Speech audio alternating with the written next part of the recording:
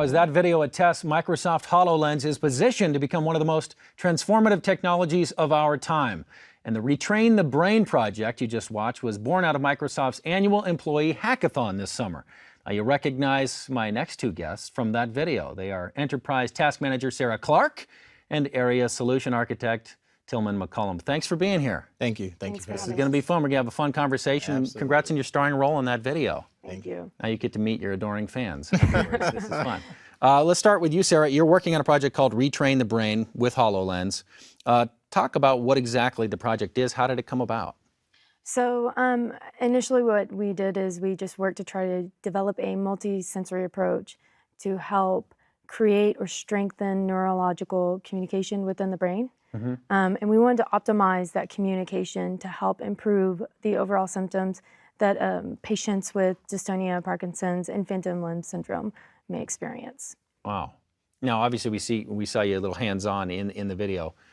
It's pretty mind-blowing technology, right? I mean, even you had to have a whole lot of wow moments, right? Yeah. So, you know, the HoloLens really works as a mixed it's a mixed type of reality. And so we were working with holographic images, and that really is what provides a lot of the sensory feedback to the individual that is suffering from the condition. Mm-hmm. So part of what we did is just like a very rough sort of proof of concept is we just thought about how could we make a simple physical therapy that could be applied across 3 distinctly different conditions, but sort of treat them all in the same way using the HoloLens. Mm-hmm. So that's kind of how the project got started. So yeah, it's an important work and obviously a very ambitious effort, but what personally inspired you? What's your story? Why did you think that this was something you wanted to do? Well, I personally was diagnosed with dystonia in March of 2014. And so I had all the classic symptoms, and dystonia is an unusual disease and something I'd never heard of before I got diagnosed with it. Ultimately, it makes your muscles just severely contract. So if you can imagine having a foot cramp, it's kind of like having a foot cramp, except for it might be in your neck or your leg. So it makes it very, very difficult to move. And so for me, I was looking for some type of treatment other than having to take medication that would improve my situation. Mm-hmm. And that's kind of part of how this came about. So like any great innovation, right? It was a need. Yeah, I need to figure out a new way. Wow, this is great. I would imagine this required an extensive amount of research. Talk about the early stages of your project. How did you get started? So a lot of it started with an episode that I had. I was having difficulty walking, and my husband came in to assist me. And as you can imagine, I was pretty locked up, so just being able to walk was quite difficult. And my head just happened to be stuck in a downward position, so sort of stuck staring at his feet. Mm-hmm. And over time, it was as though his feet were my feet in a way, right? Mm-hmm. And my brain wanted to accept his feet, even though he was walking backwards. I noticed an improvement in my ability to walk. So it was sort of this harebrained thing that happened. And, you know, naturally, when you have something like what I have, kind of go and look on the internet to see, you know, maybe somebody else has experienced before. And that's exactly what I did. But I didn't find anything for situations like mine with dystonia. But I did come across the work of a neuroscientist named V.S. Ramachandran. V.S. Ramachandran. And he developed a type of approach or therapy called mirror box therapy back in the 90s. And it was specifically developed for people with phantom limb syndrome. But I noticed that his work mirrored very closely my own experience with my husband. But I found that there were a lot of limitations in terms of all of his work was developed within a box. And with the HoloLens, we would be able, I was hoping that we would be able to remove those limitations and to be able to give a person with a disability the freedom to be able to move and to maybe over time use this therapy and improve their own quality of life. Mm-hmm. Certainly not a cure, but something to improve an individual's life. Absolutely. Now enter Tillman. Talk about how you got involved in all of this. Okay, so years ago, Sarah approached us with this idea, with a concept, right? And this concept was around taking the HoloLens as a technology and wrapping it into a world where we can support helping improve the quality for someone who has these conditions that we're discussing. So when she brought the concept to us, it made sense, total sense. We loved it, loved the idea. And we definitely saw where it was possible to do this with the HoloLens, right? We'd take it and allow the HoloLens to create an experience for someone where it connects to the sensory cortex of the brain, right? And specifically here through sight. If we take, for example, the phantom limb syndrome, this is where basically with the mirror box therapy that Sarah alluded to earlier, this is where through sight, through a mirror image, it connects to your sensory cortex through sight to help to help remove some of the pains experienced with this condition. And so with the HoloLens, it was easy to understand that if we can create an image that's part of an image that creates an experience that can connect sight to sensory cortex, then that's where we wanted to go with it. It made sense. So when she approached with the idea, we took flight, right? And we got involved. And from a developer perspective, because I've been a developer for a number of years now, I understood the API for the HoloLens and how to program in that arena. So we took my skills and took her skills and we meshed that together and created a synergistic team that just exploded. And here we are. Yeah, talk about your personal story before all of this began. Aside from the professional part of it, you were colleagues. How did you actually get involved in this? Oh, okay. So, well, from a personal experience with Sarah's idea, myself, I think like this. Many of us have disabilities, right? Myself, I have a disability too. I'm an asthmatic. One of my best friends I grew up with from childhood, he has a disability. He's autistic. And so he's actually one of my best friends. So anytime someone has an idea that can help improve the lifestyle of any of these individuals or anyone across the globe, I want to be in on it if I can, right? And this was a perfect opportunity. Well, me and Sarah met years ago, right? Years ago, we both won one of the most prestigious awards within the company, within Microsoft. And we had some events. It was a week-long event, and we always shared ideas, right? Our ideas, our concepts, and things like this. And so when we made it round to this particular moment, it was like the spark of light, right? And when that light came on, we all saw the vision, and we all invested into her idea. It's perfect. So, talk about the in the timeline here where the hackathon fell into place, which ultimately was kind of the catalyst for where we are now, right? Right. So for how we led it to the hackathon is when she began to put together this team, right? She had an idea. She wanted to approach the hackathon. We put together a team. We had basically, if you wanted to draw a line down the middle, we had a team of people building the concept, and we had another team of people building the actual, making it real. And so she submitted the request to join the hackathon. And we all had faith that we would, we hope for the best, right? And the best happened. It happened. She coordinated, facilitated, and made sure that we were hitting our timelines. I mean, planned it to the T, right?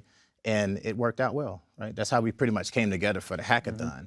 But it took a lot of underlying. The common denominator in all this that made it possible to reach the point for the hackathon was that everyone shared the same passion. Right, we understood where Sarah was coming from, and so her passion was strong, and it just lit the fire of everyone else who was involved. Yeah. Now, Sarah, it sounds like you essentially got going with this the same way so many of us, whether it's a life problem or a physical problem, we typically find out, and then we run to the internet and find out what exists, what are people doing. Oh, yeah. You kind of mentioned a little bit. Well, what are some of the traditional forms of treatment for these conditions? Traditional forms of treatment start with medication, and then on top of that, you can also do some forms of physical therapy, and those can be successful to some extent. And then ultimately, the last stage is where you would get something called deep brain stimulation, and that's where you actually have a device implanted into your brain which sends corrective firing or corrective signals to the regions of your brain where the misfiring is taking place, causing the abnormal movements, or in the case of phantom limb syndrome, the sensation that the limb is there and the pain associated with it. Wow. So, and that goes right back to the whole concept of, it's not something that you can walk away from, so when you when you have these type of disabilities, you have to take pills or these things to try to control them. You can't untake a pill. You can't walk away from what you have. And so having a sense of empowerment and allowing people with a disability to feel some sense of empowerment to me was extremely important. And when I think of just not only my own situation, but Parkinson's especially, allowing a person with Parkinson's to maybe be able to walk with their head held high and not needing the assistance of a walker, using visual cues, where they're just simply using a different pathway in the brain that says, okay, I'm not necessarily walking, I'm taking a step over something. I mean, this is something that in the neuroscience community, they already know it works. Being able to do something like that, I think, is an incredible benefit to individuals that are suffering. Sure. Yeah. Let's talk. Yeah, let's talk about how augmented reality. It's obviously completely different from taking a pill, but talk about how practically it's being used to treat some of these conditions. It's amazing. Sure. So for our proof of concept, we basically started out with one treatment for all 3 different disorders, diseases. So it was simple. You have your hand out stretched, and then you make a fist. And we also integrated it with Cortana. So the user would say to, open hand, form a fist. And as the user was giving those verbal commands, it was actually happening in front of them with a holographic limb. So in that way, we were able to not only engage the individual's vision, but also their hearing, right? Which creates a much richer experience. And then the really neat thing about the HoloLens is we could have sort of a range of movement. We weren't limited to, like in the case of mirror box therapy, we weren't limited to just staying within that box. We could move around and we could sort of have this limb and have what I called like neural adaptation. So where the person does this and over a period of time, they begin to see this fake holographic limb as their own. Right. And over time, when you're practicing this, right, what our aim and what our goal was for me to be able to have any movement. For a person with Parkinson's to have improved movement, smoothness of motion and initiation of motion, and someone with phantom limb syndrome, simply the feeling that they are able to move the phantom limb, and that eventually they would be able to eliminate the phantom pain that's associated with that missing limb. Wow. And in addition to what she's saying, there's also there's some other potential for making an impact, right? And the subject of this matter is if you've injured a limb in any way and you need to rehabilitate that limb, mirror box therapy has been used to help expedite getting you back to 100% functionality in that particular area, right? That you're trying to rehabilitate. So this mirror box therapy is improved. So if that has been used to help regenerate that functionality right back to 100%, then imagine having the HoloLens, having a holographic experience that you can also leverage to connect to your sensory cortex to help rehabilitate, injured limbs in this case. When we look at mirror box therapy, you're looking at a mirror image of an actual limb that you have. So if I hide my right arm, I put my left arm out, I can see my right arm through my left arm's inverse image in the mirror. Well, with the HoloLens, if you take the holographic, the mixed reality, and you have both limbs in play, how much effective can that now potentially be? There's more potential that we're trying to unlock. We're unlocking the potential. We're trying to discover the art of the possible based on what we know, what the things we know, and how we feel it can help the world community. And as you're trying to unlock the potential and retrain the brain, not an easy road, but you're seeing some positive results so far. What are we seeing? Yeah. So ultimately, in the long term, what we're doing is we're just working to establish or strengthen and make the brain have preferred path for communication, right? In the short time that we were able to work on the project, I think it was amazing. We had a very, very small amount of time to get our code together and everything, but it did make you feel as though the limb and the experiment, that it was all working. So I don't know if I'm answering your question as well as you'd like, but ultimately, we have seen a small amount of improvement. Granted, we haven't had a ton of time. Right. And, this type of thing would require a true research facility, neuroscientists, developers, and so on and so forth, to really test it extensively.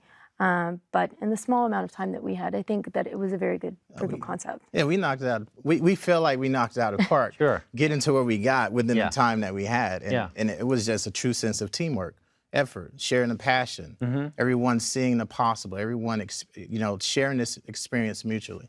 And it was fun at the same time, dealing with cutting edge technology. Yeah. HoloLens is the first of its kind.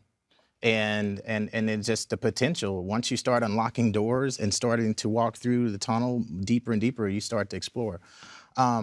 So yeah. And I think that fantastic. raises a really good point, is that, we see other potential applications for this particular type of therapy, right? It could be with autism, it could be with ADHD, post-traumatic stress disorder. But I think the thing is that it even goes beyond that. There may be opportunities within the retail space and different industries to really be able to unlock the potential, not just using a HoloLens, but also integrating that with things like analytics. Yeah. Yep. Yep. Well, my last question was going to be, I know you're in the early stages, but where would you like to see this go? What other applications are possible? But it's as though you retrained your brain to know that that was going to be my last question, because you already answered it.